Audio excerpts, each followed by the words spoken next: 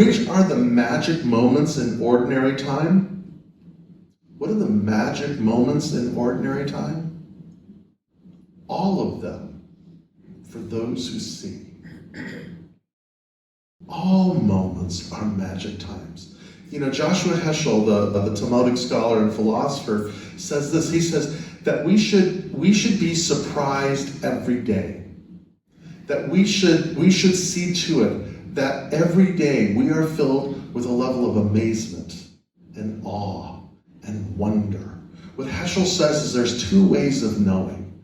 The first is reason. And what reason is simply reorganizing what we already know. There's really not much innovation in reason. But at the imaginal level, in amazement, in wonder and awe, in surprise, this is where insight happens. This is where something new begins to develop. To me, it's every morning I walk my dog.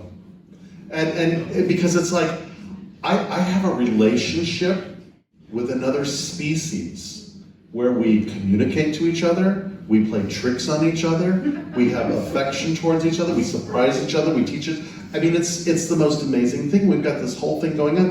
And he's like 3 hairs from a wolf and I'm like 2 hairs from a baboon. And yet, we've got this amazing thing going on. So we live in a world of imagination. So the founder of our particular denomination, Ernest Holmes, says this in the Science of Mind text, page 607, if anybody's keeping score. In flashes of illumination, the inspired have seen into the very center of reality and have brought back with them a distinct impression of what they have seen and felt. A glimpse of this reality illumines the whole being with a flood of light. Every mystic has had this experience. Every mystic has had this experience, right? And we each are invited to walk into the imaginal realm, to the realm of the mystic. And what is it? It's that capacity in these flashes of illumination. We've all had them, right? And so I think the practice for all of us is this. It's like 3 easy steps to enlightenment, right? Oh, if it was that easy. Again, Ernest Holmes used to say, our teaching is simple, not easy, but simple. You can get it. Thoughts are causative. That's it, period, in the discussion. Thoughts are causative. And this is the practice. To see the divine in all things. To see God in everyone and everything. And stay there until you do. Because sometimes it's easy. Yeah, when I see my dog walking, I don't think he's like my teacher or anything like that. But I think, what an amazing thing that's learning and growing and what he's experiencing. Or a kid, or even sitting and looking at you guys. It's easy to see God here. As we were dropping boxes in the house and moving, it was a little more of a challenge to see God there. But, so the first is this, is to see God in everyone and all things. And then the second is to respond with reverence. If we see the divine, then we respond as the divine, with kindness, with patience, with openness, with amazement, with surprise, with wonder. That's the practice. And then the third is this, is to be of service.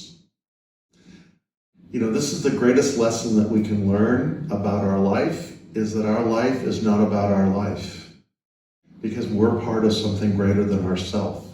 But that living our original life, our authentic life, the fullness of who I am, is how the entire planet grows. I talked last week about this guy, Anthony DeMillo, and he says,